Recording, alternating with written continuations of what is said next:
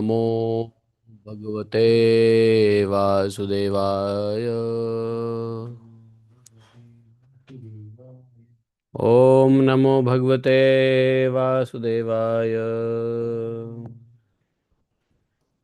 ओम नमो भगवते वासुदेवाय।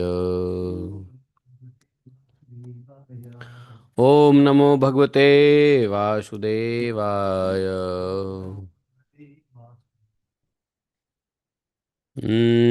नारायणं नमस्कृत्यं नरं चैव नरोत्तमं। बोलो। नारायणं नमस्कृत्यं नरं चैव नरोत्तमं देवीं सरस्वतीं व्यासं ततो जयमुदीरयेत्। नष्टप्रायेषु भद्रेषु नित्यं भागवत सेवया भगवति उत्तम श्लोके भक्तिर्भवति नैष्ठिकी। ओम जन्म एक साथ साथ में बोलेंगे। ओम जन्मांधस्य त्वन्मयादितरतः चर्थे स्वः विज्ञाश्वराट् तेने ब्रह्महृदयादिकवये मुह्यन्ति यत् सूर्यः तेजो वारि मृदां यथा विनिमयो यत्र त्रिसर्गो अमृषां धाम्ना सदा निरस्तकुहकं सत्यं परमं धीमहि धर्मः प्रोजितकैत्वत्र परमो निर्मत्सराणां सतां वेद्यं मातृवस्तु शिवदं तापत्रयोन्मूलनम् श्रीमद्भागवत महामुनि कृते किं वा परमेश्वरः सद्यो हृदयदत्तकृतिभिः शुश्रूषित तत्क्षणात् निगमकल्पतरोर्गलितं फलं सुखमुखात् द्रवितसंयुतं पिबत भागवतं रसमालयं मुहुरहो रसिका भुवि भावुकाः।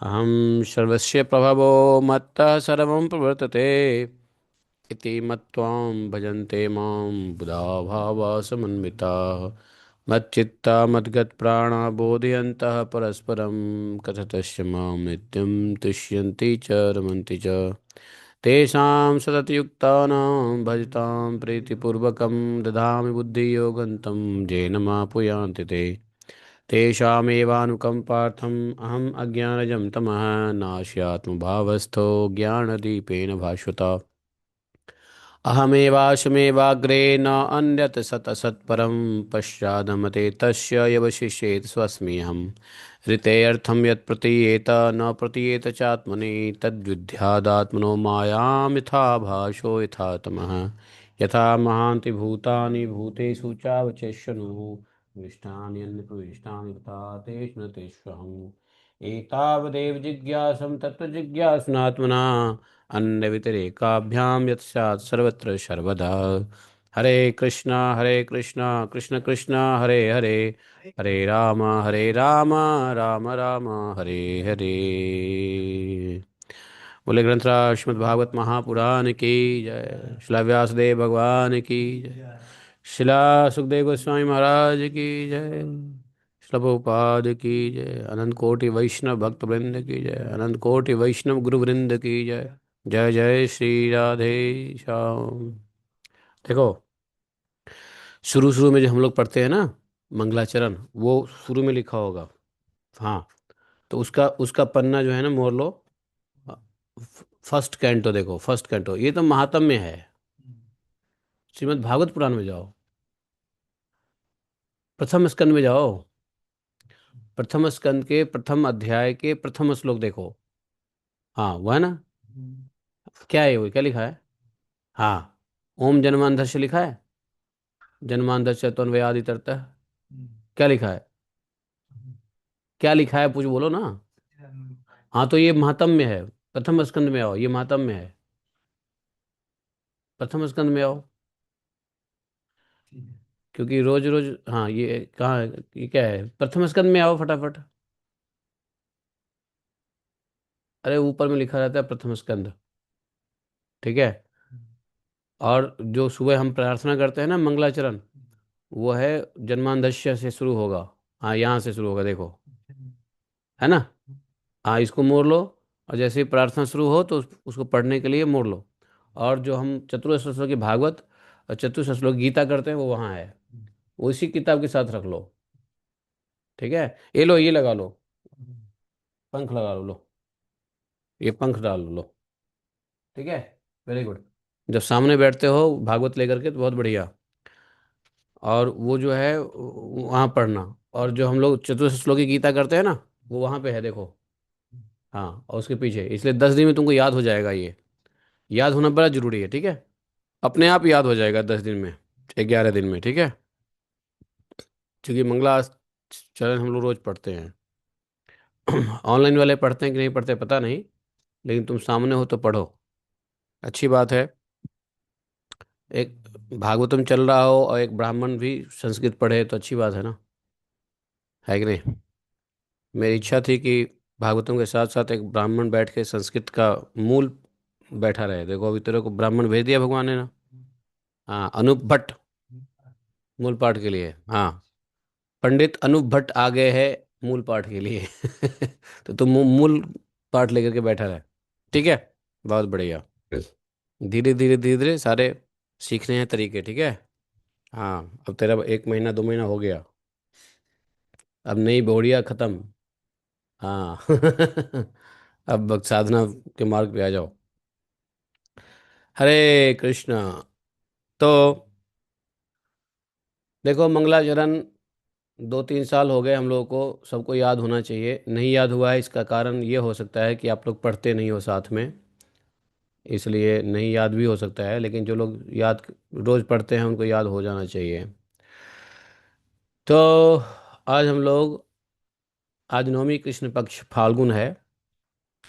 और व्याघात योग है, व्याघात योग अनुराधा नक्षत्र। ठीक है, वाणिज्य करण और बुधवार, ऐसा है। तो यहाँ पर जो है आज पंचदश अध्याय, भागवतम के तीसरे स्कंध के पंचदश अध्याय हम लोग शुरू करेंगे। तो कल तक हम लोगों ने कश्यप और दिति के संवाद को सुना। दिति कश्यप संवाद, हाँ।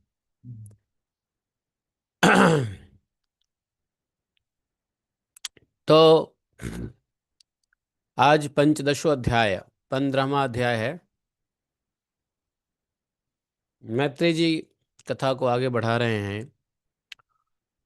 प्रजापत्यम तु तेज तत्तेजः, पढ़ो। परतेजोहनम दितिः दधार वर्षाणि शतम् शङ्कमानासुरार्दना लोके तेन हता लोके लोकपाला हतौजसः न्यवेदयन् विश्वसृजे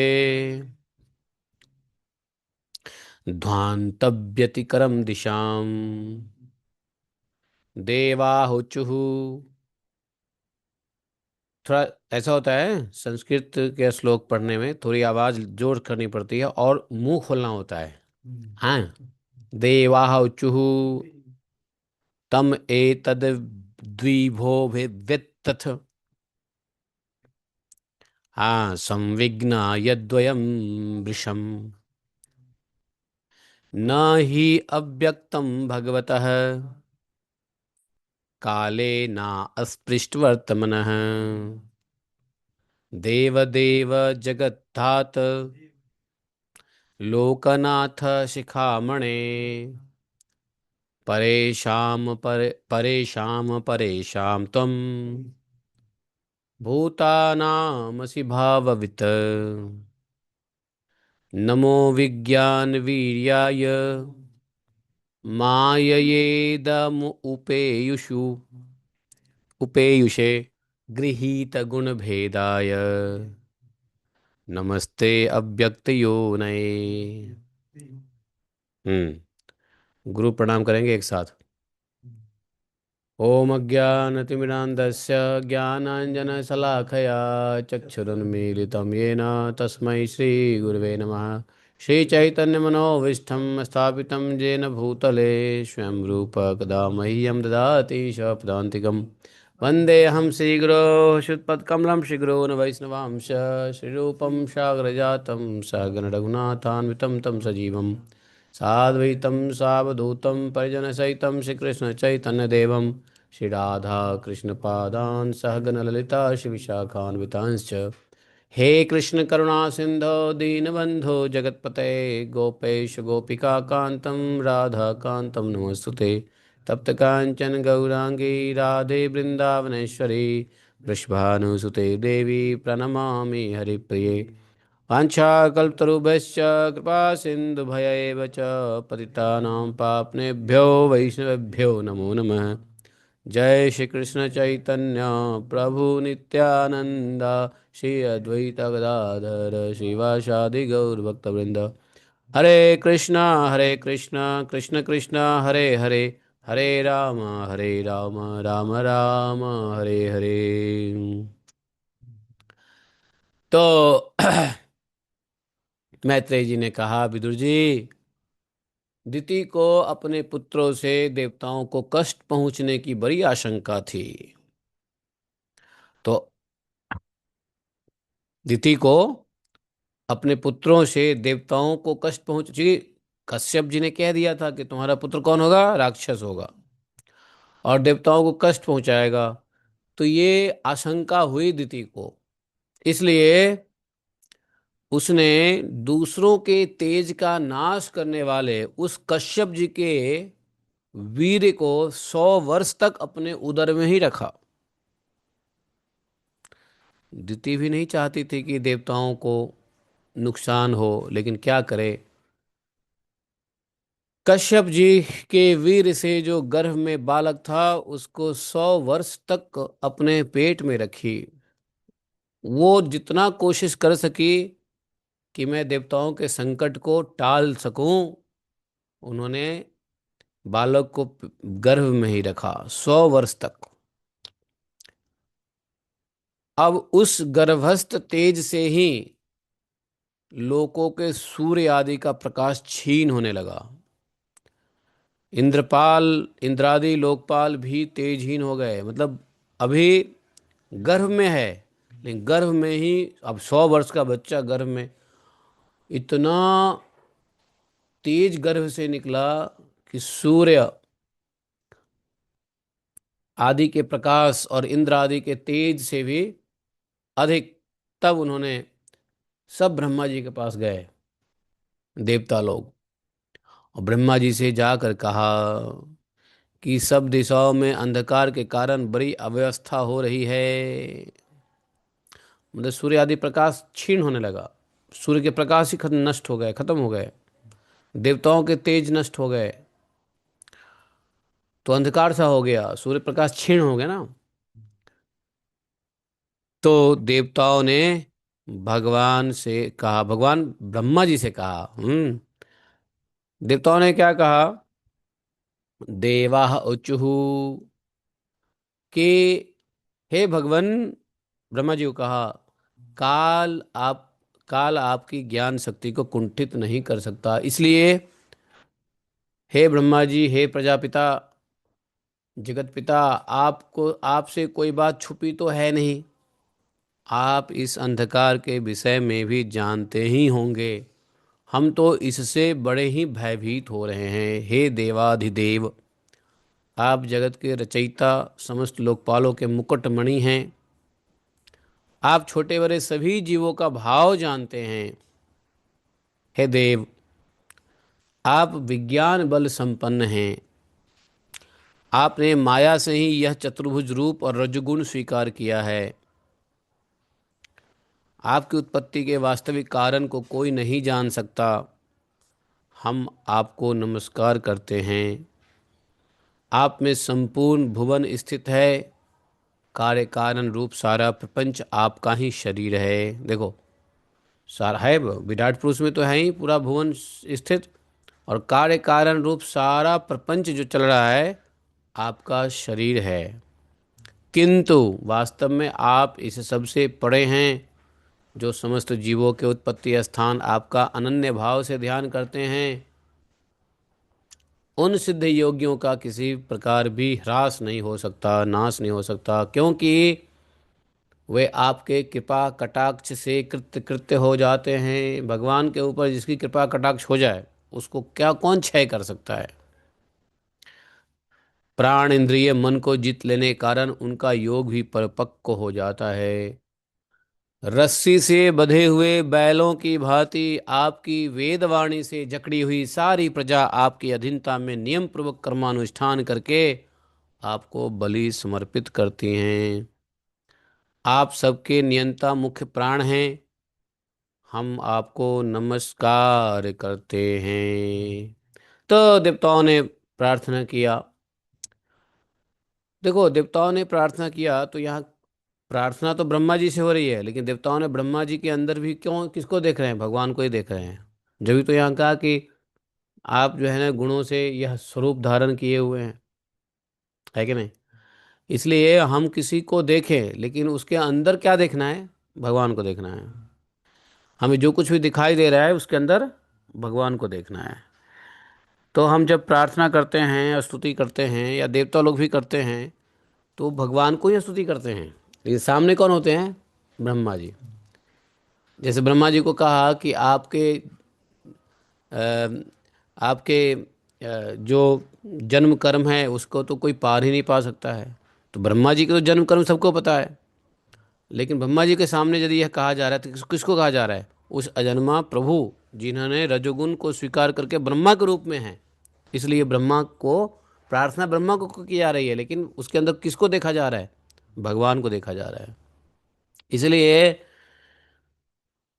संसार में भी मनुष्य एक दूसरे को देखता है तो क्या करता है? नमस्ते।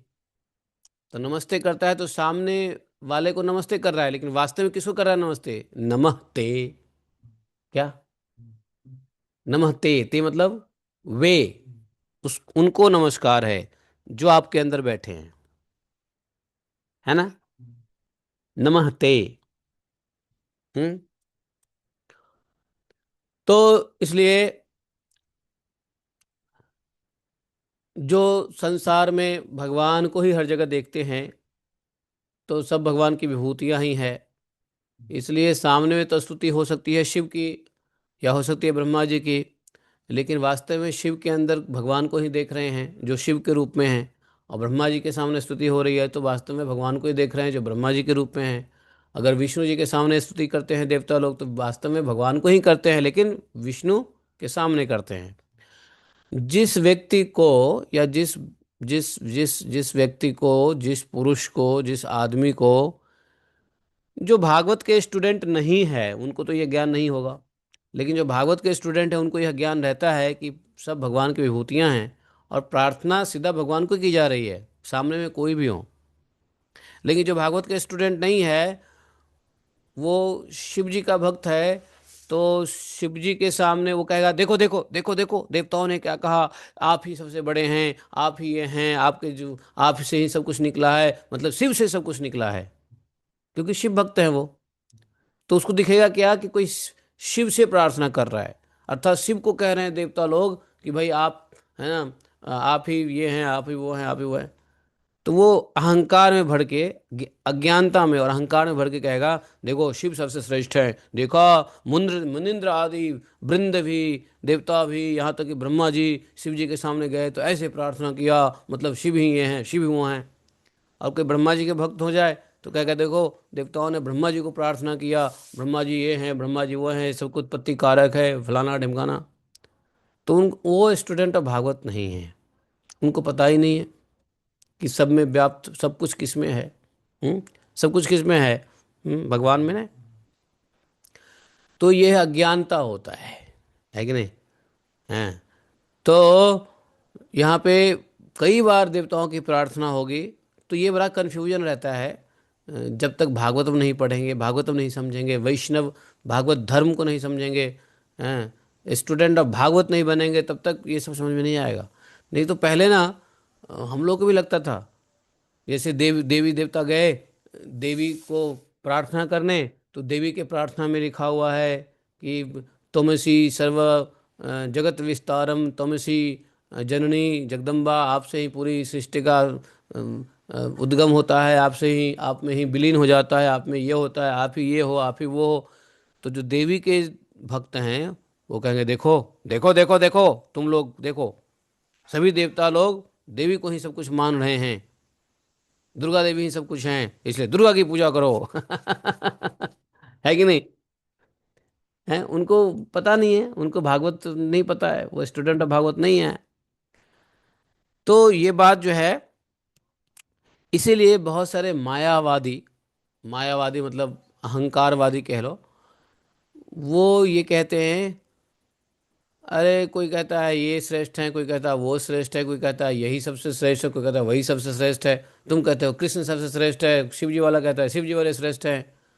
जैसे ही यह प्रश्न पूछे कोई, तो समझ लो कि वह अज्ञानी महाज्ञानी है कि नहीं? आप लोग जब प्रचार करने जाओगे, किसी से बात करोगे, तो आपको यही जवाब सब मिलेगा। अरे आप कहते हो कृष्ण ही बड़ा है ना, हम कहते हैं शिव जी बड़ा है, हम कहते हैं, वो कहते हैं देवी जी बड़ी है, वो कहते हैं जी फलाना ढिमकाना बड़े हैं। तो जैसे ही यह प्रश्न आया, समझो महाघोर अंधकार में, अज्ञान में पड़े हुए व्यक्ति ऐसा प्रश्न करता है कि नहीं? है ना, उनको पता ही नहीं दुर्गा कौन है, उनको पता नहीं शिव कौन, उनको पता ही नहीं ब्रह्मा कौन है, विष्णु कौन है, ये सब पता ही नहीं है ना? तो ये सब किसको पता होगा? जो भागवत का विद्यार्थी होगा, स्टूडेंट ऑफ भागवत। तुम्हारी एडमिशन भागवत स्टूडेंट में हो गई है। हम्म। हाँ, अनूप भट्ट की एडमिशन हो गई है भागवत स्टूडेंट में, स्टूडेंट ऑफ भागवत में नहीं हुआ? अभी एडमिशन नहीं हुआ तुम्हारा? हो गया ना? हाँ, अब स्टूडेंट ऑफ भागवत हो गए। कथा सुनो, समझो, अब हूँ करते रहो। हैं, मुझे एक हूँ करने वाला बच्चा चाहिए, तुम आ गए। ये ऑनलाइन वाले हूँ तो नहीं करेंगे, तुम हूँ करते रहो।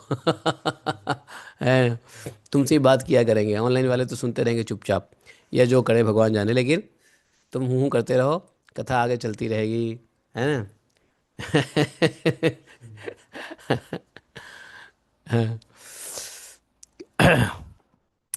एक थे चंड कपाली, जानते हो? नहीं, राक्षस थोड़ी ना, अरे बड़े ऋषि थे वो, चंड कपाली। हाँ, और उनका, और उन्होंने उन्होंने और उनके जो, जिन्होंने, जिनसे उन्होंने कथा सुनी, उनका नाम क्या था मालूम है? घेरंड मुनि। हाँ, घेरंड मुनि और चंड कपाली, दोनों ऋषि थे। तो घेरंड मुनि ने कथा सुनाया और चंड कपाली ने कथा सुना। तो तो ये जो कथा हुआ, उसी को कहते हैं घेरंड संहिता। जैसे गर्ग संहिता है ना, वैसे घेरंड मुनि ने चंड कपाली को कथा सुनाया, तो हो गया घेरंड संहिता। है कि नहीं? तो तू घेरंड बन या चंड कपाली बन, कुछ तो बन जा। हाँ, तो कथा अगर सुनाएगा तो घेरंड मुनि बनेगा, कथा सुनेगा तो चंड कपाली बनेगा। बनाओ क्या बनना है तुमको। तो यहाँ पर आगे भी भगवान की स्तुति, शिव जी की स्तुति, जब शिव जी से काम लेना होता है तो देवता लोग शिव जी के पास जाएंगे, ब्रह्मा जी के पास जाएंगे। तो देवताओं ने ये सब कहा, ठीक है। मैत्रेय जी कहते हैं, सह प्रहस्य महाबाहो भगवान शब्द गोचर प्रत्याचष्टात्मभूः देवान् प्रीणरुचिरया गिरा। महाबाहो, हे महाबाहो, किसको बोला? विदुर जी को। देवताओं की प्रार्थना सुनकर भगवान ब्रह्मा जी हंसे, हा हा हा हा हा हा। और उन्हें अपनी मधुर वाणी से आनंदित करते हुए कहने लगे। ब्रह्मोवाच, ब्रह्मा जी ने कहा, मनसा में सुता युष्मत् पूर्वजा सनकादय। देवताओं, तुम्हारे पूर्वज, तुम्हारे पूर्वज और मेरे मानस पुत्र, मानसा में अर्थात मेरे मानस पुत्र, और युष्मत पूर्वजा, युष्मत मतलब तुम्हारे, हाँ, तुम्हारे पूर्वज कौन? सनकादय, सनक आदि, जो तुम्हारे पूर्वज हैं और हमारे पुत्र हैं, लोकों की आसक्ति त्याग कर घूमते रहते हैं, आकाश मार्ग में विचरा करते हैं। तो देवताओं ने कहा कि वो तो ठीक है महाराज, लेकिन हम तो आपको अपनी समस्या लेके आए हैं, वो बताइए ना।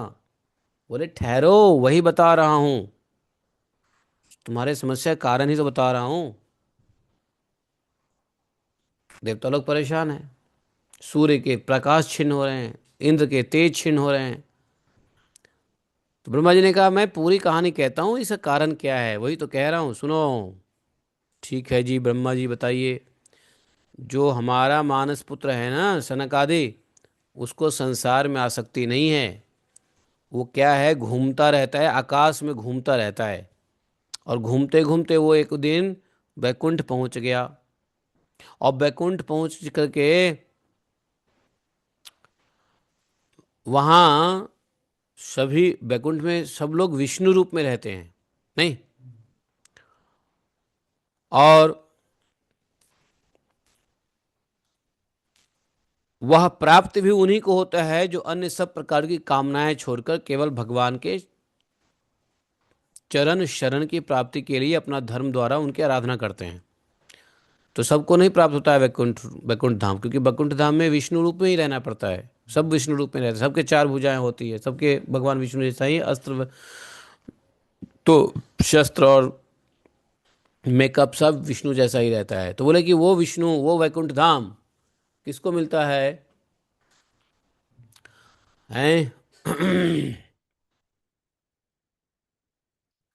हाँ, सायुज मुक्ति। तो जो भगवान के भगवत चरण शरण की प्राप्ति के लिए अपना सारा मतलब भागवत धर्म की आराधना करते हैं, उनको प्राप्त होती है। वहाँ वेदांत प्रतिपाद्य धर्ममूर्ति श्री आदि नारायण हम अपने भक्तों को सुख देने के लिए शुद्ध सत्वमय रूप स्वरूप धारण कर हर समय विराजमान रहते हैं, आदि नारायण। उस लोक में नहीं श्रेयस नाम का एक वन है। नहीं श्रेयस किस लोक में? वैकुंठ में। और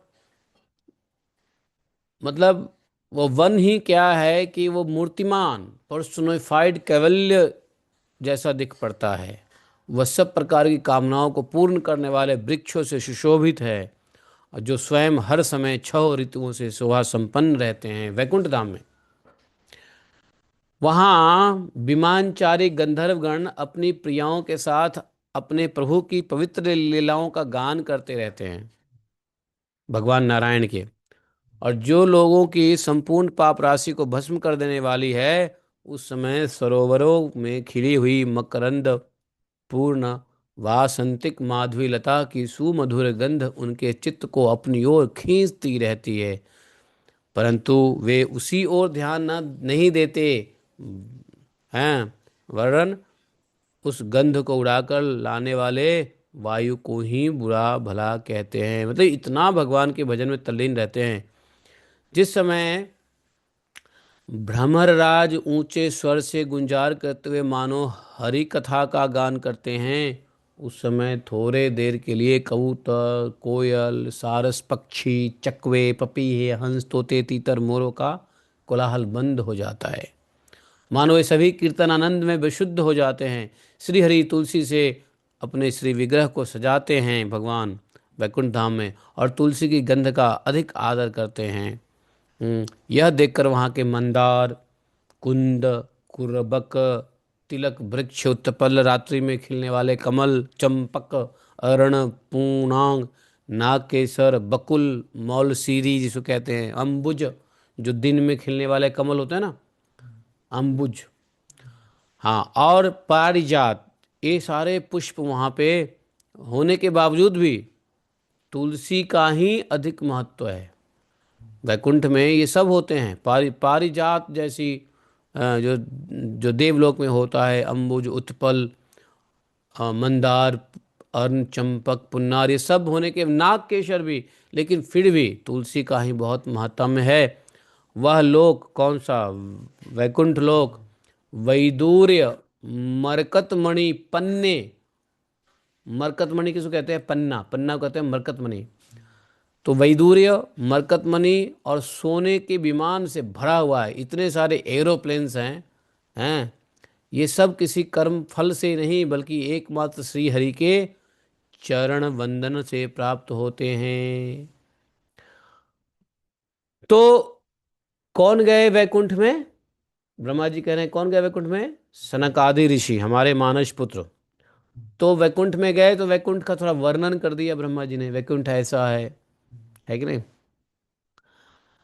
तो वही वैकुंठ का थोड़ा वर्णन करके बता रहे हैं कि ऐसा है वैकुंठ। उस वैकुंठ में तो ये सब ब्रह्मा जी ने ही जब वैकुंठ के बारे में इतना सुना दिया सनकादियों को, क्योंकि ब्रह्मा जी तो जाते रहते थे ना वैकुंठ, पिछले कल्प में भी गए थे वैकुंठ, पिछले कल मतलब बीते हुए दिनों में वैकुंठ गए थे, भगवान से मिले थे, है ना। बल्कि हर कल्प में जाते हैं ब्रह्मा जी एक बार वैकुंठ घूमने के लिए। तो वैकुंठ के बारे में जब बताया भगवान ब्रह्मा जी ने अपने मानस पुत्र सनक आदि ऋषियों को, जो कोई और नहीं है, भगवान के ही ब्रह्मचारी अवतार हैं ब्रह्मचार्य पालन करने के लिए, तो उन्होंने ये सब बात वहाँ बता दिया। और इससे क्या हुआ, सनक आदि ऋषियों के हृदय में विचार आए, चलो अब वैकुंठ चलते हैं जरा, इतनी बातें सुनी है। तो वहाँ के बारे में यही वर्णन कर रहे हैं ब्रह्मा जी, कि ये जो वैकुंठ है और वैकुंठ में जो वस्तुएं हैं, ये सब कोई कर्म फल से नहीं प्राप्त होता है, ये सब भगवान के चरण पूजा वंदना करने से प्राप्त होते हैं। हाँ, कर्म फल से तो स्वर्गलोक तक की प्राप्ति होती है, समझे। कर्म फल से स्वर्गलोक, पृथ्वीलोक है, लेकिन ये तो भगत भक्ति भजन भक्ति करने वाले जाते हैं। वहाँ पर विमानों पर चढ़े हुए कृष्ण प्राण भगवत भक्तों के चित्तों में बड़े बड़े नितंब वाली सुमुखी सुंदरियां भी अपनी मंद मुस्कान मनोहर हास परिहास से काम विकार नहीं उत्पन्न कर सकती। वैकुंठ में कोई कुंठा नहीं होता, वैकुंठ में सब भगवान के भक्त होते हैं। लेकिन भगवान के कौन से भक्त होते हैं वैकुंठ में पता है? जो सायुज्य मुक्ति चाहते हैं, जिनको सायुज्य मुक्ति चाहिए, उसके लिए भगवान ने वैकुंठ का दरवाज़ा खोल रखा है। सायुज्य मुक्ति चाहिए, आजा वैकुंठ। मतलब भगवान के जैसा ही शरीर प्राप्त होता है, भगवान के जैसा ही वाहन प्राप्त होता है, विमान भी भगवान के जैसा रहेगा, शरीर भी भगवान के जैसा रहेगा, वस्त्र भी भगवान के जैसा रहेगा। कोई देख के कह नहीं सकता कि यह नारायण नहीं है। तो वो सायुज मुक्ति चाहने वाले भक्त को भगवत धाम वही वैकुंठ मिलता है। लेकिन जो भगवान की सेवा करने वाले भक्त हैं वो गोलोक धाम जाते हैं, समझे। तो इसलिए सायुज्य मुक्ति सभी भक्तों को नहीं चाहिए, कुछ भक्तों को तो बहुत सेवा चाहिए, तो गोलोक धाम जाएंगे। फिर जिसको सायुज्य चाहिए, भगवान की तरह ही दिखना है उसको, भगवान की तरह ही, तो भैया चले जाओ गोलोक धाम, यहाँ पर वैकुंठ चले जाओ। लेकिन ये सब चाहे वैकुंठ जाओ या गोलोक धाम जाओ, चाहे अन्य अन्य अन्य जगह जाओ, ये सब कर्मों का फल नहीं है। ये सब क्या है? भगवान के चरण शरण की आराधनाओं का फल है।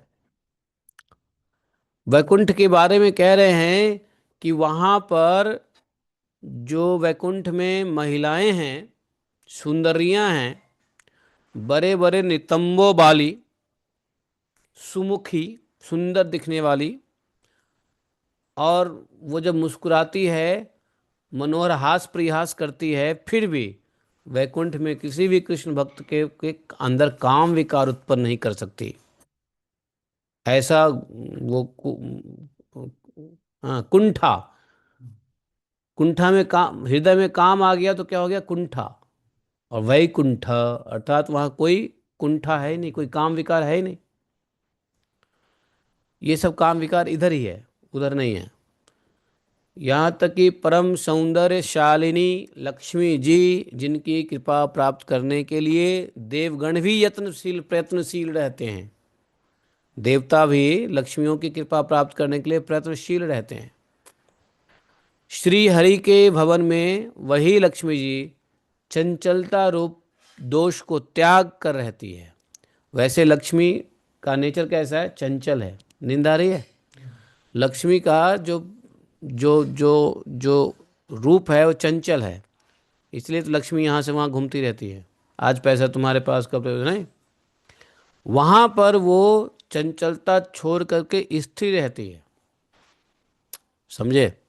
जिस समय अपने चरण कमलों के नुपुरों की झनकार करती हुई वे अपनी लीला कमल घुमाती है, उस समय उस कनक भवन की स्फटिकमय दीवारों में लक्ष्मी जी के प्रतिबिंब पड़ने से ऐसा जान पड़ता मानो वे उन्हें बुहार रही हो।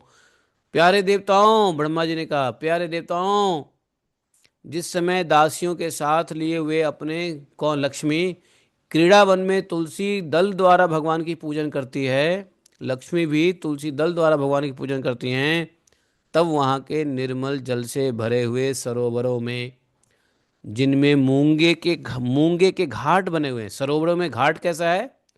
मूंगे का है, पत्थर का नहीं है।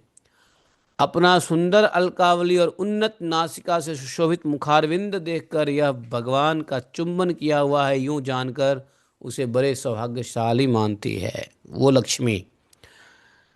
जब वे, जो लोग भगवान की पाप हारणी लीला कथाओं को छोड़कर बुद्धि को नष्ट करने वाली अर्थ काम संबंधी अन्य निंदित कथाएं सुनते हैं, वे उस वैकुंठ लोक में नहीं जा सकते। तो जगो, हाँ, ब्रह्मा जी ने कह दिया। 24वें श्लोक में देखो, 24वें श्लोक में क्या लिखा हुआ है?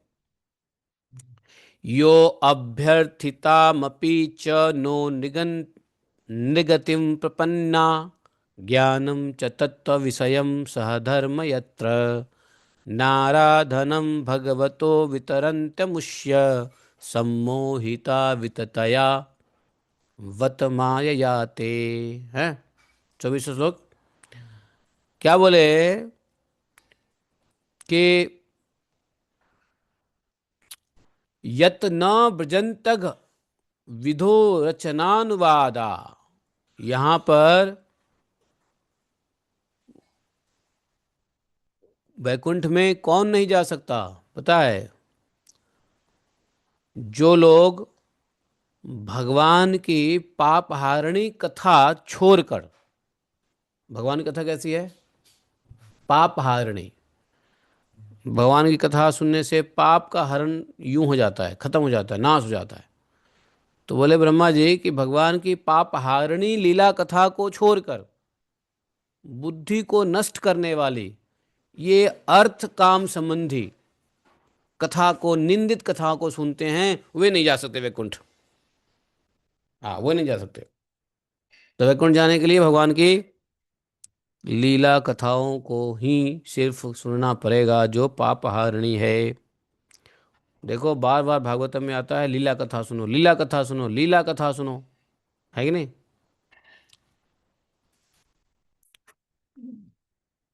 तो हाय, ब्रह्मा जी अफसोस करके कह रहे हाय, जब वे अभागे लोग, कौन? ऐसे मनुष्य जो लीला कथा तो नहीं सुनते हैं लेकिन अर्थ काम संबंधी निंदित कथाएं ही सुनते रहते हैं, उनके लिए कह रहे हैं हाय हाय।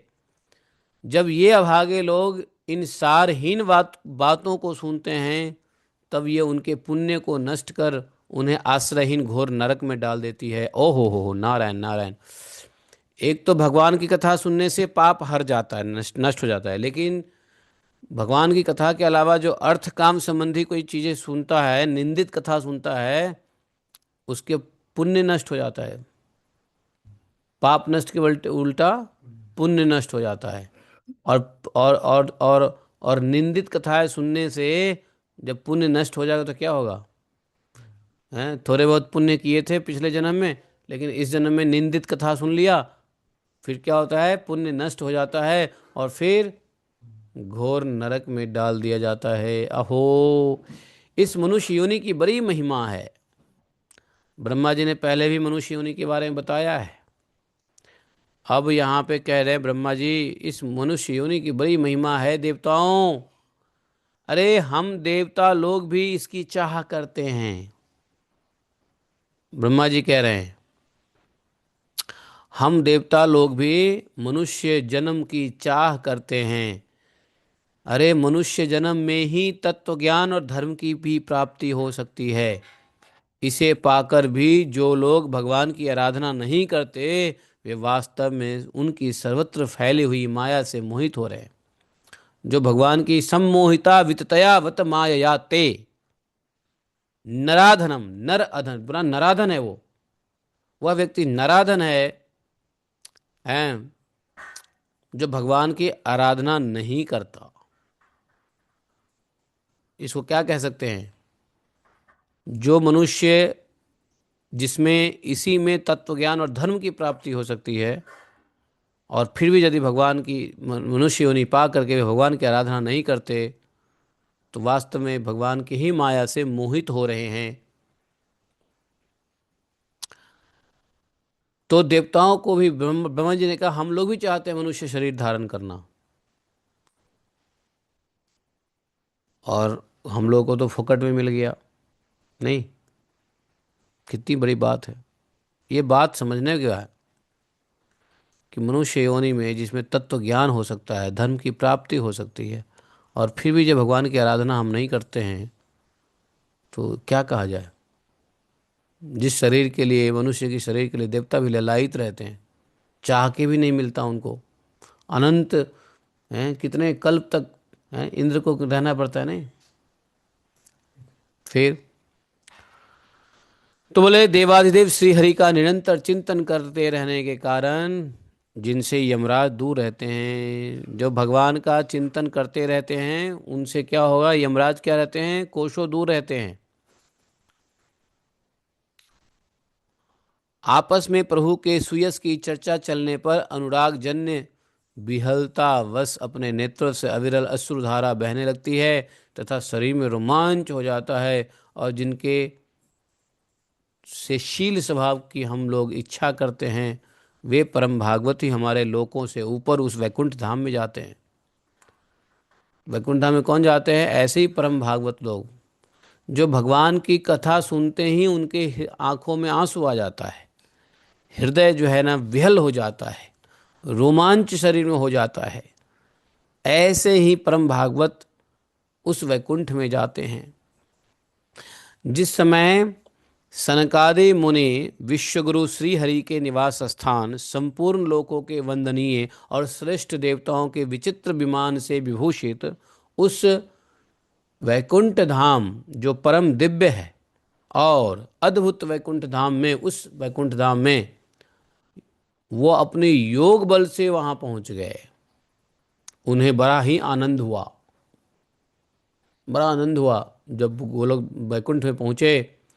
और वहां पर वैकुंठ में वही सब देखा, कैसा गार्डन है, कैसा सरोवर है, कैसे घाटी हैं, कैसे कैसे वृक्ष हैं, वहाँ कौन क्या कर रहा है। तो उनको उनको उनको वहाँ पहुँच करके बड़ा आनंद आया और उन्होंने भगवान के दर्शन की इच्छा की। समझे? तो दर्शन की लालसा से वैकुंठ के बहुत सारे अच्छे अच्छे चीज थे, लेकिन उस सब को त्याग दिया। उस सब को क्या देखना, बगीचा है क्या देखना, अरे जल है क्या देखना, सरोवर है क्या देखना, हंस है क्या देखना। वो वैकुंठ धाम की जितनी अच्छी अच्छी खूबसूरत चीजें हैं वो सबको नजरअंदाज करते हुए आगे बढ़े, बोले कि हमें तो भगवान का दर्शन करना है। वैकुंठ धाम में भगवान के दर्शन के लिए सनक आदि ऋषियों ने 6 सीढ़ियां, 6 द्वारपाल कर लिए। द्वार, ड्योढ़ियां, ड्योढ़ियां समझते हो? ड्योढ़ियां कहते हैं द्वार को, दरवाजे को। 6 गेट को पार कर लिया। 7वें गेट पे पहुंचे, वहां पे गदा लिए 2 समान आयु वाले देवश्रेष्ठ दिखलाई दिए, जो बाजूबंद, कुंडल, किरीट आदि अनेकों अमूल्य आभूषणों से अलंकृत थे। उनके 4 श्यामल भुजाओं के बीच में मत वाले मधुकर से गुंजायमान बनमाला सुशोभित थी, और तथा बाकी भौएं, फरकते हुए नासिकारंध्र और अरुण नयनों के कारण उनके चेहरे पर कुछ क्षोभ के से चिन्ह दिखाई दे रहे थे। तो जो जो दो जो मिला, क्या नाम था उसका, दो जो मिला ना, पार्षद, भगवान के पार्षद जय विजय थे, तो उनके बारे में बता रहे हैं कि उनका कैसा था। उनका अपीयरेंस कुछ ऐसा था कि उनकी नाक फरक रहे थे और चेहरे पर कुछ क्षोभ का चिन्ह दिखाई दिया। क्षोभ, कौन आ गया है, जैसे जैसे अनजान व्यक्ति आ जाए दरवाजे पे तो आपका कैसा रहेगा, कौन, आप कौन, है ना। उसको तो क्षोभ भाव है ना, ये क्षोभ भाव होता है नहीं है। कोई अनजान व्यक्ति आ जाए, खटखटाने लगे, दरवाजा खोलो, अनजान, हाँ आप कौन, नहीं। लेकिन कोई जानने वाला व्यक्ति आता है, क्या होता है, ओ आइए आइए, वेलकम, नहीं। तो वो स्वागत भाव है। लेकिन क्षोभ भाव का चिन्ह दिखाई दिया। इसी बात से क्रोधित हो गए, क्योंकि उन्होंने देखा कि वैकुंठ में तो ऐसा कोई हो ही नहीं सकता जिसके हृदय में क्षोभ हो। अरे वैकुंठ में कोई चोर आता है क्या, वैकुंठ में तो कौन जाता है, ऐसे भगवान के भक्त जाते हैं जो भगवान की कथा सुन करके जिनकी आंखों से आंसू आ जाए, नेत्रों से आंसू आ जाए, और शरीर पुलकित हो जाए, गला रुद्ध जाए, हैं, ऐसे महान भगवान के भक्त लोग जाते हैं। और ऐसे भौं करके क्षोभ कर दिया, तो जैसे मानो कि चोर आ गया हो या कोई एक आ गया हो। अरे ये कोई संसार का थोड़ी ना नगरी है वैकुंठ की, भाई कोई भी चोर भी आ सकता है, डकैत भी आ सकता है, बहुरूपिया भी आ सकता है। वहां तो गोलोक धाम में वही जा सकते हैं, सॉरी गोलोक धाम कहते हैं, वैकुंठ में तो वही जा सकता है जो भाई भगवान के चरण शरण आश्रित, अनंत प्रेमी हो भगवान के, ऐसे भक्त जा सकते हैं। तो फिर ये गेट पे क्यों खड़े हैं, तो फिर दरवाजा पे क्यों लगी है, सिक्योरिटी गार्ड क्यों लगे हैं। अरे लगे हैं गाइड करने के लिए, हाँ। लेकिन यहाँ पर इन लोगों ने क्या किया, क्षोभ प्रकट कर दी। चलो, सनत कादि ऋषियों ने देखा, चलो उसका अगर क्षोभ प्रकट है तो कोई बात नहीं है, अगर भौहें तान के रखा है कोई बात नहीं है। फिर भी उसको भी नकार दिया। नकार के मुनि लोग बिना पूछताछ किए हुए, वो, हालांकि जो 6 गेट था ना, 6 गेट के वहां भी बैठे हुए थे जय विजय, हर गेट पे जय विजय हैं। लेकिन 7वें गेट पे इनको रोक लिया। 6 गेट तक किसी ने पूछा ही नहीं, बिना रोक टोक के ये आ गए, समझे। हाँ, और 7वें गेट पे आकर के, है कि नहीं। तो 4 कुमार तो भैया तत्वज्ञानी थे, पूर्ण पूर्ण तत्वज्ञ, महाभागवत हैं। ये 4 कुमार भी कौन है, महाभागवत है भाई, कुमारो, नहीं। इसके बाद ये ब्रह्मा जी की सृष्टि में आयु में सबसे बड़े हुए। ब्रह्मा जी की सृष्टि में ब्रह्मा जी के बाद यदि आयु में सबसे बड़े हैं तो कौन है, सनक कुमार हैं। और लेकिन दिखते कैसे हैं, 5 बार 5 साल के बच्चे की तरह जान पड़ते हैं। और रहते कैसे हैं, दिखते हैं 5 साल के बालक, और रहते कैसे हैं, नंगे, दिगंबर वृत्ति, नंग धरंग को कहते हैं दिगंबर वृत्ति। उन्हें इस प्रकार निसंकोच रूप से भीतर जाते हुए उन द्वारपालों ने भगवान के शील स्वभाव के विपरीत सनक आदि के तेज की हंसी उड़ाते हुए उन्हें बेंत अरा कर रोक दिया। अब चारों 5 साल के लग रहे हैं, ढुनमुन ढुनमुन चल के जा रहे हैं है कि नहीं। अब 5 साल का बच्चा, चार बच्चा जो चलेगा तो कैसे लगेगा, ढुनमुन ढुनमुन ढुनमुन ढुनमुन चल रहा है, अच्छा लगता है ना अब यहाँ पर इन्होंने क्या किया, ये दोनों भाई साहब ने बेंत लगे, खैर बेंत लगा के रोक दिया, हंसी उड़ाते हुए, ए ढुनमुन ढुनमुन बालक, कहाँ जा रहे हो है कि नहीं। उनको पता नहीं चला, हैं। जब द्वारपालों ने वैकुंठवासी देवताओं के सामने पूजा के सर्वश्रेष्ठ पात्र उन कुमारों को इस प्रकार रोका, बताओ,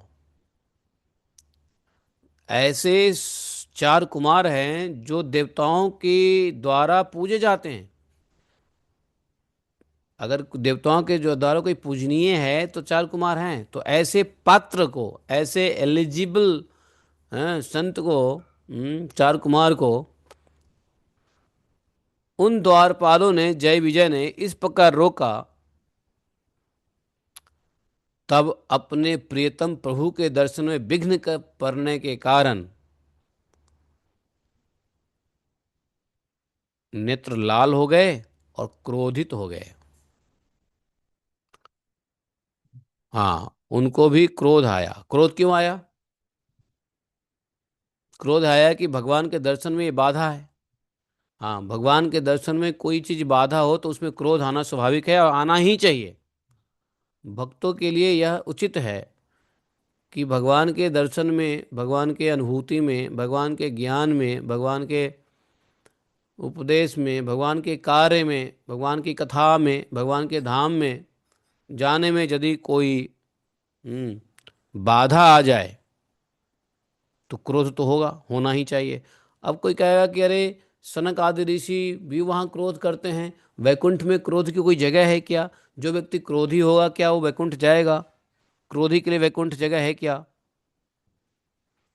ऐसा है, क्रोध भी सब प्रकार के होते हैं। क्रोध भी, तो संत लोग क्रोध करते हैं जब भगवान से मिलन में यदि कोई अरंगा लगाए तो क्रोध स्वाभाविक है, चाहे वो इस लोक में हो, चाहे वैकुंठ में हो, चाहे गोलोक में हो। गोलोक धाम में भी क्रोध है, नहीं है क्रोध वहां पे? है। क्रोध से ही तो राधा रानी ने श्राप दे दिया ना उसको, सीदामा को, और सीदामा ने राधा रानी को श्राप दे दिया। नहीं, क्रोध तो है। तो क्रोध ऐसा नहीं कि यही तुम छोड़ दोगे, लेकिन क्रोध को कैसे करना है कंट्रोल? क्रोध जो है ना, मोह के साथ क्रोध मिल जाए तो गलत है।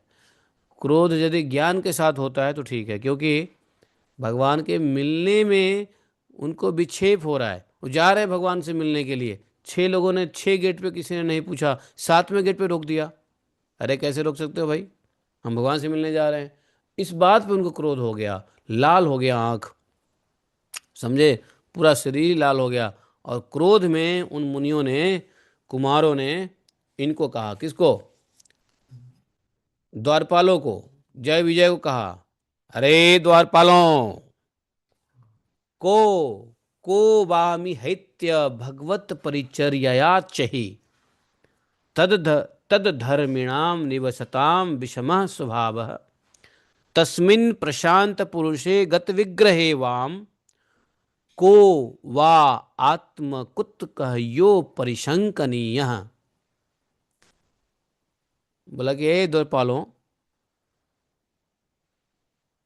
तुम लोगों ने भगवान की बड़ी सेवा की और उस सेवा के फल को पा करके तुम लोग वैकुंठ में निवास कर रहे हो। ये तो पक्की बात है, वैकुंठ में हो मतलब भगवान की महती सेवा तुम लोगों ने किया है, नो डाउट। क्योंकि भगवान की सेवा करने वाले ही यहाँ आते हैं, चोर चुहार नहीं आते यहाँ पे, झूठ बोलने वाले और इस तरीके के लोग यहाँ नहीं आते हैं। तो तुम लोग बहुत सेवा की हो भगवान के, इसलिए तुम यहाँ आए हो। और भगवान के समान ही समदर्शी होते हैं यहाँ जो आते हैं, उनको भगवान का ही स्वरूप मिलता है। तो भगवान तो समदर्शी हैं, तो भगवान जैसे ही समदर्शी होते हैं यहाँ के लोग। और तुम दोनों उन्हीं में से हो, तुम दोनों वैकुंठवासी में से ही हो ना। लेकिन तुम लोगों का स्वभाव में यह विषमता क्यों है? तुम दोनों की स्वभाव में विषमता क्यों है? अभी पीछे 6 गेट से मैं आया हूं, वो लोग भी तो सिक्योरिटी हैं, वो लोग भी द्वारपाल हैं, उन लोगों ने हमें नहीं रोका, लेकिन तुमने क्यों रोका? Why you are different from them? तुम वैकुंठ में रहने वाले लोगों से अलग क्यों हो? प्रश्न पूछा। को बमिहत्य, जिस पर शंका की जा सके। ऐसा कौन है जिस पे शंका की जा सके? तुम स्वयं कपटी हो, इसी से अपने ही समान दूसरों पर शंका करते हो। बहुत बड़ी बात कह दी शनकादि ऋषि ने। वाकई में यदि किसी के ऊपर हमको शक है तो इसका मतलब है कि वह शक पहले हम पे हम है ना, कपट हमारे हृदय में होता है जब भी शक होता है। तो अगर हमारे पास व्यक्ति के अंदर में कपट नहीं होगा ना, तो गंदे व्यक्ति के ऊपर भी शक नहीं होगा। लेकिन हृदय में बुरी चीज होगी तो अच्छे व्यक्ति के बारे में बुरा सोच लेंगे, और बुरे व्यक्ति के बारे में बुरा तो सोचेंगे सोचेंगे। इसलिए उन्होंने कहा कि तुम ही कपटी हो जिससे तुमको दूसरे पे शंका हो रहा है, तुम स्वयं कपटी हो। 32वें श्लोक में देखो। तस्मिन् प्रशांत पुरुषे गत विग्रहम वे विग्रहे वा को वा आत्म क्वत् कह कयो परिशंकनीय। भगवान के उदर में, भगवान के पेट में यह सारा ब्रह्मांड स्थित है। इसलिए यहाँ रहने वाले ज्ञानी लोग सर्वात्मा भगवान से अपना कोई भेद नहीं देखते, बल्कि महाकाश में घटाकाश की तरह उसमें अपना अंतर्भाव देखते हैं। तुम तो देव रूपधारी हो, फिर भी तुम्हें ऐसा क्या दिखाई देता है जिससे तुमने भगवान के साथ कुछ भेदभाव करने के कारण होने वाले भय की कल्पना कर ली? ऐसा तुमको क्या दिखा है जो तुम्हें भय हो रहा है? हैं? तो गोलोक वैकुंठ में जो द्वार के ऊपर जय विजय बैठे होते हैं ना, उस सुरक्षा के लिए नहीं बैठे होते हैं। सुरक्षा कहाँ होता है? जहां पे भय होता है। क्या वैकुंठ में कोई भय है? वैकुंठ में कोई भय है? किसी से कोई भय है? सबको भगवत स्वरूप मिला हुआ है, सबको भगवान की तरह शक्ति, भगवान की तरह सब कुछ मिला हुआ है। भगवान से अलग है ही नहीं, नारायण से अलग कोई है ही नहीं। नारायण जैसा ही कैपेसिटी सबको है वैकुंठ में। तो किससे किसको डर है भाई? भय किसी को कुछ है ही नहीं है।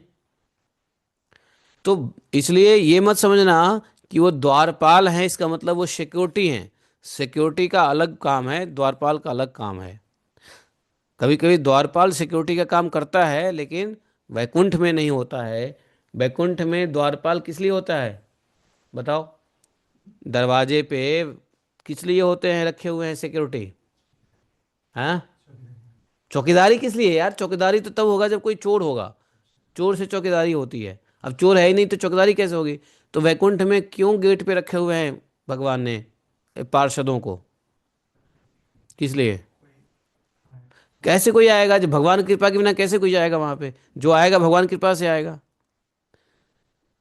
तो वैकुंठ में गेट पे द्वारपाल को इसलिए रखा हुआ है कि यहाँ जो आए उनको स्वागत करो। हाँ, दरवाजे पे रखा हुआ है कि स्वागत करो। स्वागतम, आइए आइए, आपका बहुत स्वागत है, अच्छा हुआ वैकुंठ में आए आप, आइए। उनको फूल माला दो, उनके ऊपर इत्र छिड़को। उनको स्वागत करने के लिए गेट पे रखा हुआ है, वहां सिक्योरिटी के लिए नहीं रखा हुआ है।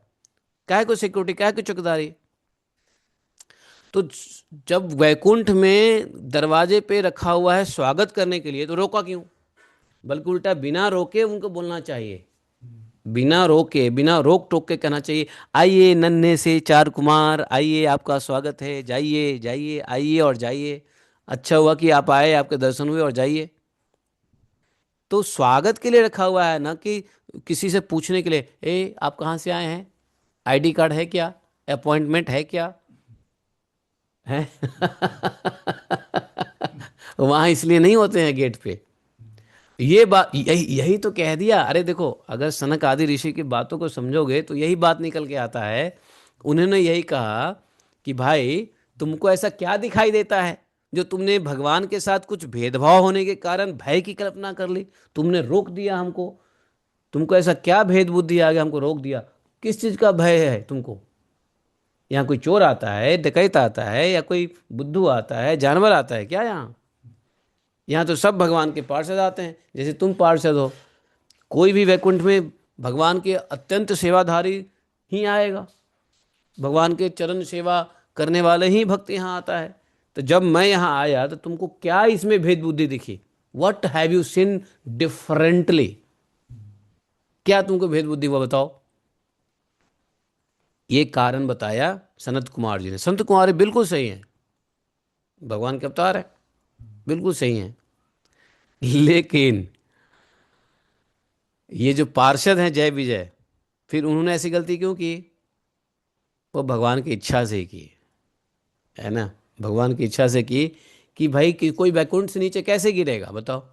वैकुंठ से कोई तभी गिरेगा जब कोई गलती करेगा, है। वैकुंठ से व्यक्ति नीचे आ सकता है, ठीक है, वैकुंठ से व्यक्ति नीचे आ सकता है, लेकिन जो भगवान गीता में कहते हैं तद्धाम परमम मम, वो गोलोक धाम की बात करते हैं। गोलोक धाम में जाने के बाद कोई नीचे नहीं आएगा, लेकिन वैकुंठ जाने के बाद नीचे आ सकते हो, गिर सकते हो नीचे। जैसे ही अपनी बुद्धि खराब की, भेद बुद्धि किया, शंका किया, या कामना इच्छा किया, तो वैकुंठ से धराम से गिर जाएंगे। इसलिए भक्त लोग जो होते हैं ना, उत्तम भक्त, वो सायुज्य मुक्ति नहीं चाहते, उनको वैकुंठ नहीं चाहिए। शुद्ध भक्त जो होते हैं भगवान के, जो भगवान की सेवा ही करना चाहते हैं, उनको मिलता क्या है? गोलोक धाम। हाँ, उनको भगवान की सेवा ही करनी है। तो वहाँ एक बार किसी को गोलोक धाम को खैर जल्दी नहीं मिलता है, लेकिन जिसको मिल गया गोलोक धाम, वहाँ से कोई नहीं आता। उसी को भगवान कहते हैं तद धाम परम मम। वैकुंठ धाम से कोई आ सकता है गिर के, ठीक है। तो ये जो है ना, वैकुंठ धाम से भगवान को भेजना था, नीचे गिराना था दोनों को, किस लिए? लीला करने के लिए, लीला विस्तार के लिए। क्यों भाई? अब संसार बनाया ही है लीला करने, क्रीड़ा करने के लिए, तो उस क्रीड़ा में ये एक क्रीड़ा है। तो इसलिए कह दिया कि तस्मात् मनुष्य तत्तस्मात् मुष्य परमस्य विकुंठ भर्तु। उन्होंने कह दिया इसलिए, इसलिए तुम हो तो इन भगवान वैकुंठ के पार्षद, किंतु तुम्हारी बुद्धि मंद है, इसलिए तुम्हारा कल्याण करने के लिए हम तुम्हें अपराध के योग्य दंड का विचार करते हैं। अब भैया बुद्धि मंद है, हम्म, तो तुमको हम दंड देने का विचार करते हैं। दंड कैसे? कल्याण के लिए। देखो दो प्रकार के दंड होते हैं, एक तो कल्याण के लिए, दूसरा प्रतिशोध के लिए। तो प्रतिशोध का दंड नहीं, कल्याण के लिए हम तुमको दंड देते हैं कि तुम उस दंड को भोग करके दोबारा से तुम गलती नहीं करोगे, वापस आओगे। तो बोले कि तुम अपनी मंद भेद बुद्धि के दोष से इस वैकुंठ लोक से निकलकर पाप योनि में जाओ, जहाँ काम क्रोध लोभ प्राणियों की ये तीनों शत्रु निवास करते हैं। जाओ, वैकुंठ से निकलो और पाप में योनि में जाओ। तो पाप में योनि कौन है? जहाँ काम क्रोध लोभ तीनों रहते हैं, राक्षस की योनि। तो कामी क्रोधी लोभी मनुष्य भी राक्षस ही है, पाप योनि में ही है। दिखने में मनुष्य हो सकता है हमारे जैसे, लेकिन वो अगर वो कामी क्रोधी लोभी है, तो वो पाप योनि में ही है, समझो। बोले जाओ। ऐसा कठोर वचन सुनकर शनक आदि से ये दोनों क्या हुआ मालूम है? तुरंत पृथ्वी उनके चरणों में गिर गए, समझे। वैकुंठ की धरती पे ये दोनों पार्षद लेट गए इनके चरणों में। हे ब्राह्मण कुमारों, हमें माफ करो। जैसे ही देखा कि हमको तो यहां से गिरना पड़ेगा अब, कठोर वचन शनक आदि ऋषियों ने दे दिया, बड़े दीन भाव से चरण पकड़ लिया, बड़े मुश्किल से बड़ी आराधना से तो वैकुंठ हमने प्राप्त की, और यहां से हमें जाना पड़े।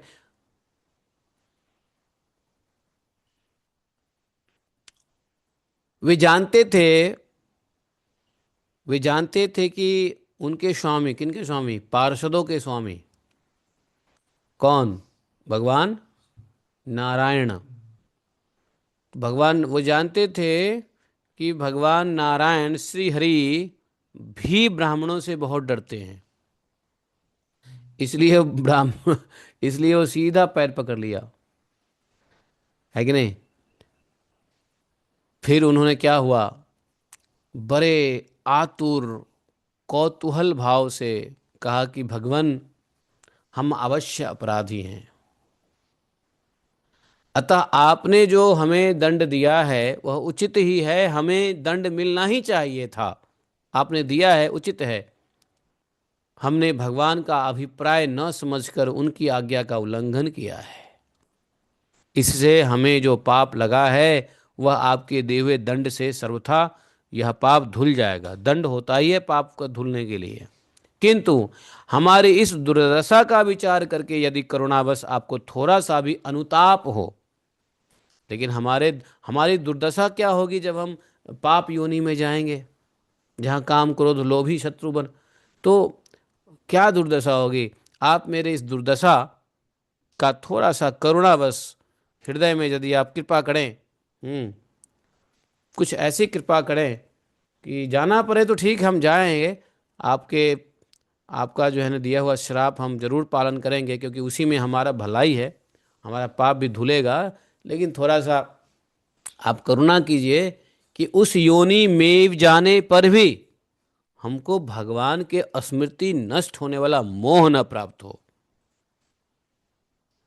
काम क्रोध लोभ ठीक है, पाप योनि में जाएंगे राक्षस बनेंगे तो काम क्रोध लोभ तो रहेगा, लेकिन आप ये कृपा करो कि उस योनि में भी जाके हमें ऐसा मोह न हो जो भगवान को स्मृति नष्ट करा दे। इसका मतलब क्या हुआ, इसका मतलब ये हुआ, 36 श्लोक में कह रहे हैं कि मोहो भवेद तू नौ ब्रजतोर ध्वथ, मतलब मोह भगवान का स्मृति नष्ट करा देता है। कामी लोग, कामी क्रोधी लालची भगवान का स्मरण कर सकता है, लेकिन मोही भगवान का स्मरण नहीं कर पाएगा, भूल जाएगा। समझे, मोह बड़ा खतरनाक है। मोह में भगवान की स्मृति खत्म हो जाती है, व्यक्ति भूल जाता है। समझे, व्यक्ति भूल जाता है भगवान कौन है, हम कौन हैं, हमारा संबंध भगवान से क्या है। और वो क्या करेगा, इसी मोह के कारण क्या होता है, संसार में अपने को देखने लग जाता है। मैं तो इस फैमिली का मेंबर हूँ, मैं तो इस संसार का व्यक्ति हूँ, मैं तो डॉक्टर हूँ, मैं इंजीनियर हूँ, मैं ये हूँ, मैं वो हूँ। ये मोह के कारण हो जाता है। और जैसे ही मोह होता है तो अपना संबंध वो संसार को जोड़ लेता है, और संसार में जैसे जुड़ता है तो भगवान से उसकी सारी स्मृति नष्ट हो जाती है। उसको पूछो भगवान कौन है, हमें क्या पता कौन है। अरे भगवान को जानते हो, हाँ हाँ, नष्ट हो जाता है मोह के कारण। तो यही कहा उन्होंने जय विजय ने कि ठीक है, आप जो दंड दिए वो ठीक है, हमारे पाप धुलने के लिए दंड लेना ही पड़ेगा, दंड आपने दिया ठीक है, लेकिन बस इतना करुणा दया कृपा कीजिए कि मैं उस पाप योनि में जाने के बाद भी ऐसी मोह में ना पड़ूं जिससे भगवान की स्मृति नाश हो जाए। इसलिए मोह बड़ा डेंजर है। ये मोह, पूरा संसार का मोह जो है व्यक्ति को भगवान का स्वरूप ही भुला देता है, और भगवान का स्वरूप भुलाएगा तो अपना स्वरूप भुलाएगा। इसलिए मोह बड़ा डेंजर है। इसलिए काम क्रोध लोभ जो पापी शरीर है, राक्षस लोग भी भगवान का स्मरण कर सकते हैं यदि वो मोहित ना हो। मनुष्य भी यदि काम क्रोध लोभ छोड़ दे लेकिन मोह ना छोड़े तो भी भगवान की स्मृति नहीं होगी। समझे, मतलब ये मैथमेटिक्स समझे नहीं समझे, ये गणित है। ये तुम मनुष्य योनि में हो, हम मनुष्य योनि में हैं, तो यदि हम काम क्रोध लोभ भी छोड़ देंगे लेकिन मोह नहीं छोड़ेंगे तो क्या होगा। हम क्रोध नहीं करते हैं, अच्छे हैं, हमारी कोई इच्छा नहीं है, हमें कोई लालच भी नहीं है, आराम से हिमालय में बैठ के ओम ओम, लेकिन मोह फिर भी है, तो तब भी भगवान नहीं मिलेंगे, भगवान का स्मरण नहीं होगा। तो यही उन्होंने कहा कि पापी स्त्रय इमे परिवोश अस्य यत्र, पादाग्रहावपातात मतिकातरेण। समझे? अब ये बात चल ही रही थी। ये बात चल ही रही थी किनके बीच में? पार्षद और चार कुमार। पार्षद और चार कुमार के बीच में ऐसी बात चल ही रही थी कि उधर भगवान को पता चला, भगवान कमलनाभ को पता चला, नारायण को पता चला कि मेरे द्वारपालों ने ब्राह्मणों का अनादर कर दिया। और कैसा ब्राह्मण? सनक आदि साधुओं का। लक्ष्मी जी के साथ वे अपनी विमान नहीं ले गए, पैदल भागते हुए। भगवान ने दो ही बार पैदल भागे हैं नंगे पैर। एक ब्राह्मण चार कुमार सनकादि जी के लिए, और दूसरा ब्राह्मण सुदामा के लिए। नंगे पैर भागे, है ना। सुदामा के को देखते ही भगवान जो नंगे पैर भागे, महल से निकले, उस समय तो अपने पत्नी को ही भूल गए। लेकिन वो भगवान कृष्ण थे। कृष्ण को पत्नी शत्नी से कोई मोह नहीं है। लेकिन ये नारायण के रूप में है। इन्होंने अपनी पत्नी लक्ष्मी के साथ ले गए, चल तू भी, हम दोनों मिलकर के प्रसन्न करेंगे। है, इस संसार में पत्नी यदि मिल जाए और पत्नी और पति दोनों साथ सेवा करे तो साधुओं की अच्छी सेवा होती है ना, साधु प्रसन्न हो जाते हैं। नहीं तो नारायण अपनी लक्ष्मी के साथ उन्हीं चरणों, मतलब अपने पैदल ही अपने, हाँ वैसे कहीं जाना होता है फटाक विमान लेते हैं। भगवान को वॉकिंग करने की जरूरत नहीं है। 2 किलोमीटर वॉक कर लो, भगवान हर समय जाने के लिए आप अपना हंस ही ले लेते हो। भगवान को कोई हेल्थ टिप्स नहीं चाहिए। लेकिन यहाँ पे और समय की तरह है, यहाँ पर उन्होंने नंगे पैर लक्ष्मी जी के साथ, लक्ष्मी जी का हाथ पकड़ा, चल जल्दी लक्ष्मी जल्दी चल। लक्ष्मी कह रही क्या हुआ प्रभु, ऐसी क्या बात हो गई? नारायण कह रहे लक्ष्मी तू तू सब बात मत कर, जल्दी चल, बड़ा भयंकर कांड हो गया है। क्या हो गया है वो बाद में समझाऊंगा। और लक्ष्मी जी का हाथ पकड़े भगवान, दोनों दौड़े, लक्ष्मी जी और नारायण। अरे सनकादि ऋषियों के प्रति अपराध कर दिया है हमारे चिरे चपाटियों ने हमारे पार्षदों ने। अच्छा ये तो बड़ा भयंकर हो गया, चलो चलो चलो। लक्ष्मी जी भी भागी, समझे। और बताओ, सनक आदि ऋषि ने देखा कि जो भगवान उनके समाधि के विषय हैं, समाधि में जिस भगवान का ध्यान करते हैं, ऐसे वैकुंठनाथ स्वयं नजर के सामने नेत्र गोचर होकर के भागे चले आ रहे हैं। और इधर भगवान भाग रहे हैं, इधर पार्षद लोग जो है ना छत्र लेके वो दौड़ रहे हैं, कोई चामर लेके दौड़ रहे हैं। अब भाई भगवान के पास हमेशा छत्र चामर रहता है, ठीक है। तो जो चामर चला रहे हैं वही भाग रहे हैं, है कि नहीं। तो उन्होंने देखा कि देखो छत्ते छत्ता लेके भी भाग रहे हैं, चामर लेके भाग रहे हैं, बीच में भगवान भाग रहे हैं, और जो है ना साथ में उन्होंने हाथ पकड़ रखा है लक्ष्मी जी का, दोनों सबके सब भागे आ रहे हैं। और जैसे ही, हाँ तो वहाँ पे क्या नाम है अपना, सनक आदि ऋषियों को क्या दिखा, और क्या दिखा, दोनों राजहंस के पंख के समान चांवर तो घुमाए जा रहे, वाइट हैं। शीतल वायु से उनके श्वेत छत्र में लगी हुई मोती, जो छत्र है ना, वो उसमें लगी हुई मोती की झालर हिलती हुई ऐसी शोभा दे रही है मानो चंद्रमा की किरणों से अमृत की बूंदें झर रही हो, ऐसा शोभा हो रहा है भगवान के। और क्या देखा सनकादिक ऋषि ने, और क्या देखा, और जो देखा वो सुन लो। भगवान तो भाई सब गुणों के आश्रय हैं ही।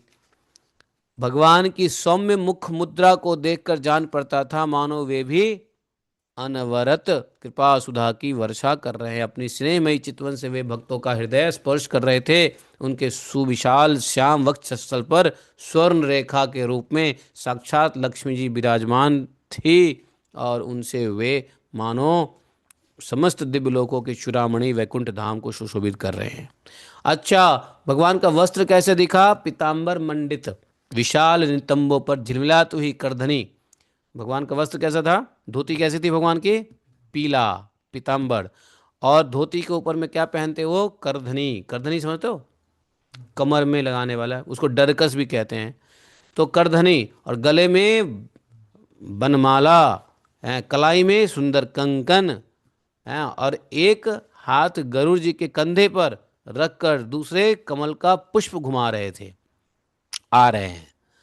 उनके अनमोल कपोल बिजली की प्रभा को भी लजाने वाली क्या? कुंडल, मकर के कुंडल, मकराकृत कुंडल शोभायमान हो रही है। जब जब कुंडल हिल रहा है तो बिजली की प्रभा भी उसके सामने फेंक बेकार है।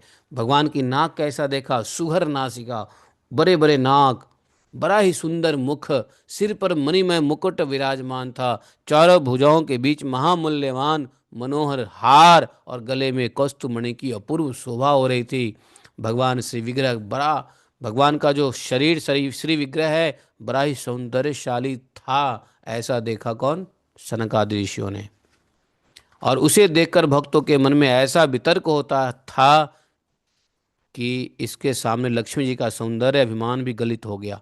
भगवान के सौंदर्य के सामने ब्रह्मा जी कहते हैं, देवताओं, इस प्रकार मेरे महादेव जी के और तुम्हारे लिए परम सुंदर विग्रह धारण करने वाले श्री हरि को, भगवान को देखकर सनक आदि मुनीश्वरों ने भगवान को सिर झुका करके प्रणाम किया और उसमें उनकी अद्भुत छवि को निहारते निहारते उनकी नेत्र तृप्त नहीं हो रही थी।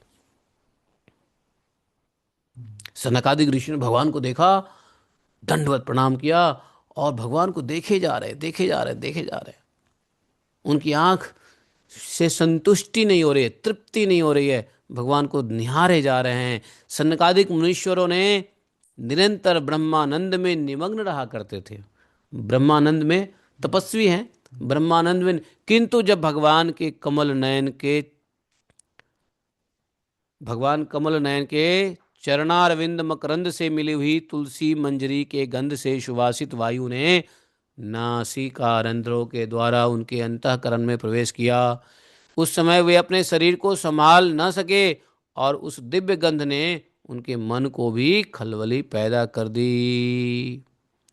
मतलब वैसे तो ब्रह्म लीन रहते हैं, ब्रह्म, हाँ, भगवान की ब्रह्म स्वरूप में लीन रहते हैं, लेकिन जब भगवान के ऐसी रूप देखे, ओ हो,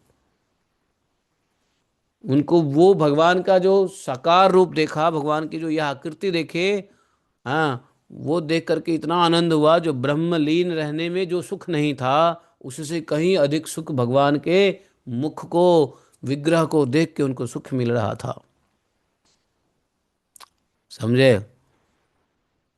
भगवान का मुख नील कमल के समान, अति सुंदर अधर, अधर मतलब होठ, बहुत सुंदर, कुंदकली के समान मनोहर हास से, हास मतलब मुस्कुराहट से उनकी शोभा और बढ़ रही है। कैसे मुस्कुरा रहे हैं? कुंदकली। अब कुंदकली हमने देखा ही नहीं है, पहले कुंदकली देख लो, भगवान के होठ देख लोगे, या भगवान के होठ देख लो तो कुंदकली का अनुमान लगा सकते हो। और पद्मराग के समान लाल लाल नख से सुशोभित उनके चरण कमल देखकर वे उन्हीं का ध्यान करने लगे। सनकादि ऋषियों को तो ध्यान लग गया भगवान के विग्रह अंगों के ऊपर। उसके बाद मुनिगण अन्य साधनों से सिद्ध न होने वाली हैं अष्ट सिद्धियों से संपन्न भगवान की स्तुति करने लगे और योग मार्ग द्वारा मोक्ष पद की खोज करने वाले पुरुषों के लिए उनके विषय का, ध्यान का विषय जो है भगवान, अत्यंत आदरणीय, नयनानंद की वृद्धि करने वाले, नयन, नयन आंख से देख के जो आनंद मिलता है उसको बोलते हैं नयनानंद। क्या? हाँ, आंख से देख के जो आनंद मिलता है उसको नयनानंद बोलते हैं। तो नयनानंद की वृद्धि करने वाला पुरुष रूप प्रकट करते हैं और सनकादि मुनियों ने भगवान को यहाँ पे प्रार्थना किया है। ये भगवान की प्रार्थना के साथ ही यह अध्याय समाप्त हो जाता है। ठीक है। तो हम लोग ये प्रार्थना कल पढ़ेंगे, आज नहीं पढ़ेंगे। भगवान की प्रार्थना के साथ साथ जय विजय का पतन भी होगा कल।